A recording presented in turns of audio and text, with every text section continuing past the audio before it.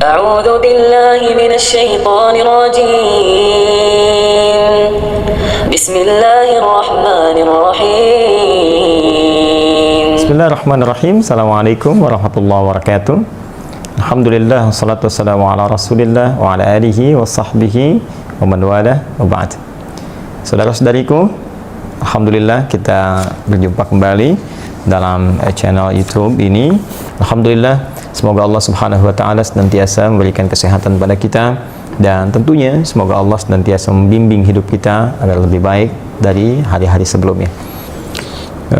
Semoga kita senantiasa sehat di dunia dan bertemu di surga kelak, amin, insyaallah. Ya, semoga Allah berkehendak. Semua berdasarkan kehendak Allah subhanahu wa ta'ala. Kita tidak bisa menentukan apakah kita akan ke surga atau ke neraka. Wallahu a'lam, Allah yang tahu. Kita hanya dituntut untuk berikhtiar. Tapi ada dua syaratnya dalam Al-Quran.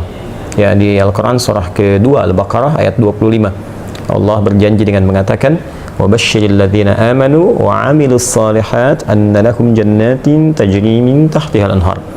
Ya, dan Muhammad SAW berikan kabar gembira kepada dua golongan. Satu, orang-orang beriman. وَبَشِّرِ الَّذِينَ آمَنُوا, semua orang beriman. Kalimatnya menggunakan kata alladzina. Ya, itu disebutkan setidaknya 1080 kali dalam Al-Quran. Alladzina itu mencakup semua, laki-laki, perempuan, besar, kecil, tua, muda, sepanjang mereka mau beriman kepada Allah subhanahu wa ta'ala. Kemudian keduanya, buktikan iman itu dengan memperbanyak amal saleh. Wa amilus salihat. Karena itu kalau teman-teman melihat karakteristik ayat-ayat Al-Quran, itu hampir selalu setelah kata amanu itu atau kata-kata iman dengan berbagai derivasinya, yu'minuna, amanu, dan itu setelahnya itu umumnya amal saleh.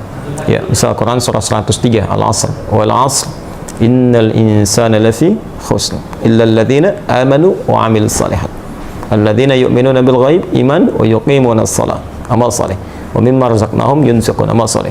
Ya ayyuhalladzina amanu iman kutiba 'alaikumus shiyam, ya itu amal saleh, puasa. Nah, jadi kalau kita berharap Allah memberikan kasih sayangnya untuk bisa memasukkan kita ke surga, maka jadi insan beriman, kemudian jadikan iman kita itu bisa membimbing kita untuk berbuat, mengumpulkan banyak amal saleh. Ya, Al-Quran berikan detail sholat, ya perbanyak, bukan cuma fardunya, ya, tapi tambah sunnahnya. Ya, kalau cuma fardu, anak kecil juga yang belajar fardu juga, tambah dengan sunnahnya. Ya, bahkan ada nanti beberapa hadis-hadis Nabi SAW memberikan keistimewaan-keistimewaan. Ada penghuni surga yang dibuatkan satu rumah di surga karena membiasakan salat sunnah 12 rakaat. Ya, man shalla 12 raka'atan, siapa yang menunaikan salat 12 rakaat fi yaumin wa lailatin, dari mulai pagi sampai dengan malamnya. Ya, arba'an qabla dhuhri, 4 rakaat sebelum zuhur, rakataini ba'daha, 2 rakaat setelahnya, rakataini ba'dal maghrib, 2 rakaat setelah maghrib, rakataini ba'dal isya, 2 rakaat setelah isya, rakataini qabla subhi, 2 rakaat sebelum subuh. Jumlahnya 12. Sebelum subuh 2 rakaat, sebelum zuhur 4 rakaat, 6, setelah zuhur 2 rakaat 8, setelah maghrib 2 rakaat 10, setelah isya 2 rakaat 12. Bunyalahu bihinna baitun fil jannah, maka Allah akan bangunkan baginya satu rumah di surga. Masya Allah. Ya, nah jadi itu ikhtiar kita, usaha kita, perbanyak amal saleh, puasa tambah puasa sunnah, baca Al-Quran dengan baik. Adapun persoalan ke surga atau tidak, Allah yang tentukan. Karena itu dalam setiap kesempatan kita selalu berdoa, bahkan terkadang kami saling mendoakan. Saya mendoakan orang lain mungkin mendoakan kita juga, dan selalu ditutup dengan kalimat insyaallah, jika Allah berkehendak dengan semua itu. Karena surga diraih dengan rahmat Allah subhanahu wa ta'ala, tidak dengan yang lainnya. Untuk mendapatkan rahmat itu kita berikhtiar lewat amal saleh. Ya, Allah Ta'ala a'lam bis-shawab. Coba kita lihat lagi. Lagi nih, bolehkah kita mendoakan yang jelek-jelek kepada orang yang menyakiti kita, Ustaz? Dan bolehkah kita bersyukur kepada Allah bila dikabulkan? Terima kasih sebelumnya. Apa yang mau didapat? Ya, kita share satu aja ya. Dalam Al-Quran itu ada ayat di Al-Quran surah ketiga Ali Imran ayat 128 sampai 129. Jadi saya berikan gambaran kisahnya dulu.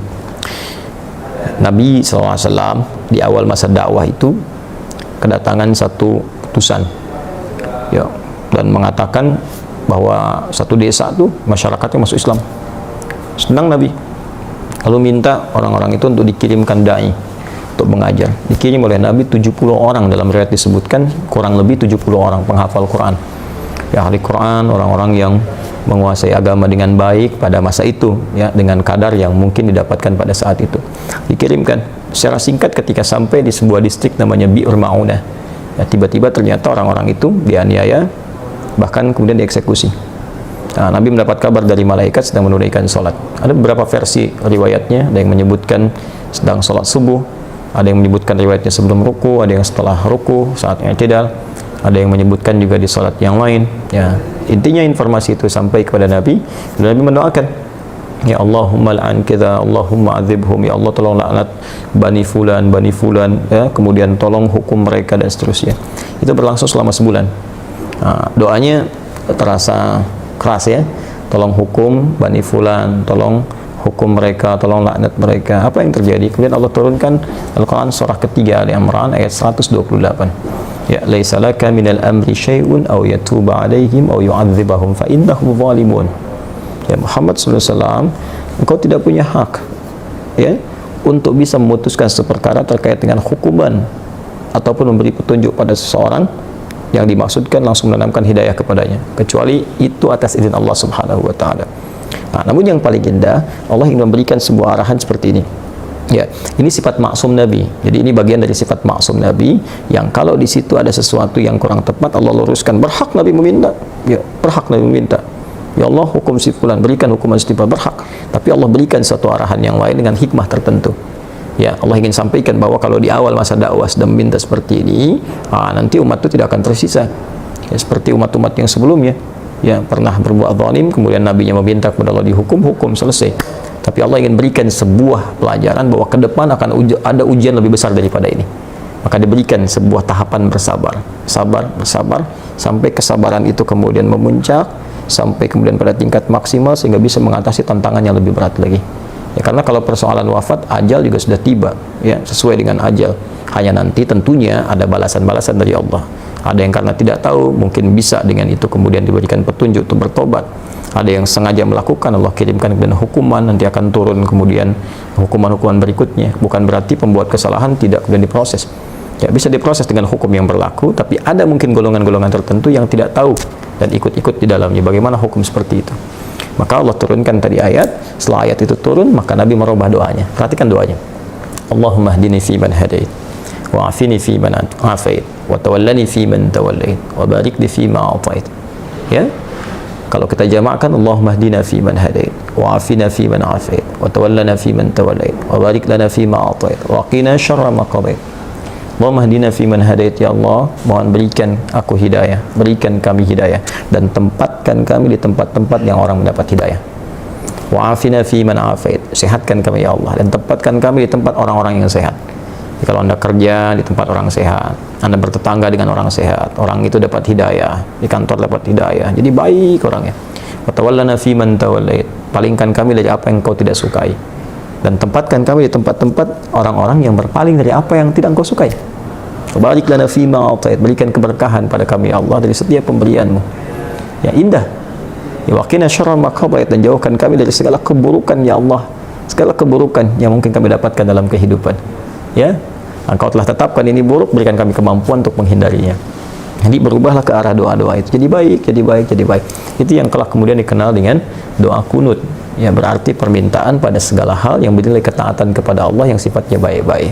Jadi kalau Allah saja mengarahkan Nabi untuk mendoakan perilaku buruk dengan kebaikan, maka kita lebih layak untuk mengikuti tuntunan Nabi Sallallahu Alaihi Wasallam. Kita doakan yang baik. Ya, toh mohon maaf dia mencela kita itu, celaan dia, ketika keluar celaannya itu sudah memberikan pahala kepada kita. Kenapa harus dengan mencela kembali sehingga mengembalikan pahala yang telah kita dapatkan? Nah, yang kedua, kalau hati kita sudah lapang dengan memaafkan, bukan berarti persoalan dia selesai. Persoalan kita dengan dia diselesaikan oleh Allah. Allah akan lupakan beban-beban pada diri kita tentang dia, dihapuskan. Jadi kita nggak capek mikirin dia, hilang. Tapi kalau dia belum minta maaf kepada kita, persoalan dia dengan kita belum selesai. Dan dia akan berhadapan dengan Allah di hari kiamat nanti. Jadi nggak ada ruginya, kita dapat pahala. Ya, yang kedua, transferan dari dia tadi, kemudian kita dilupakan oleh Allah tentang perkara dia. Yang ketiga, dia tetap punya urusan dengan Allah sampai dengan hari kiamat. Dan berita baiknya, jika Anda mampu melapangkan hati untuk memaafkan orang lain pada hal yang terkait dengan pribadi Anda dan tidak terkait dengan turunan hukum yang lain. Ya, turunan hukum maksudnya kalau utang, Ya, kalau memaafkan itu bukan berarti utangnya lunas. Ya, tetap kita maafkan misalnya berlaku kelirunya, utangnya tetap kemudian diselesaikan. Kecuali kalau Anda ingin bersedekah. Ya, atau orang misalnya melakukan tindakan kriminal yang dahsyat, kita maafkan. Ya, maaf, tapi kriminal itu tetap diproses untuk memberikan pembelajaran hukum. Kalau secara hukum itu harus diselesaikan. Nah, kalau Anda bisa lapangkan hati seperti ini, maka Allah janjikan di Quran surah ketiga Ali Imran ayat 133 sampai 134. Wasari'u ila magfiratin min rabbikum wa jannatin arduha as-samawati wal ardu uiddat lil muttaqin. Bergegaslah Anda untuk evaluasi diri, minta ampunan sama Allah, dan berharaplah, berusaha untuk mendapatkan satu surga yang luasnya seluas langit dan bumi, disediakan bagi orang takwa. Siapa orang takwa di situ? Amalannya 134. Alladzina yunfiquna fis sarai wad dharra, orang gemar berbagi dalam keadaan lapang ataupun sulit. Kalau lapang berbagi biasa, ini sulit berbagi masih mau. Ya. Nah, wal kadhiminal ghaidha, yang sanggup menahan amarah, wal 'afina 'anil nas, yang mampu memaafkan kesalahan orang lain. Allahu yuhibbul muhsinin, Allah cinta kepada para pelaku-pelaku kebaikan. Barangkali Anda lulus ujian yang lain, ujian sholat bagus, zakat bagus, tapi Allah ingin menguji Anda dengan hadiah terbesar, yaitu surga seluas langit dan bumi. Dapatkan itu, dan disitulah kesempatannya. Kalau hadiahnya kecil, mungkin ujiannya kecil. Hadiahnya power bank, mungkin ujiannya kecil. Tapi adanya surga, setiap yang didambakan masa harus tantangannya ringan. Semoga Allah memuliakan kita. Terima kasih. Assalamualaikum warahmatullahi wabarakatuh.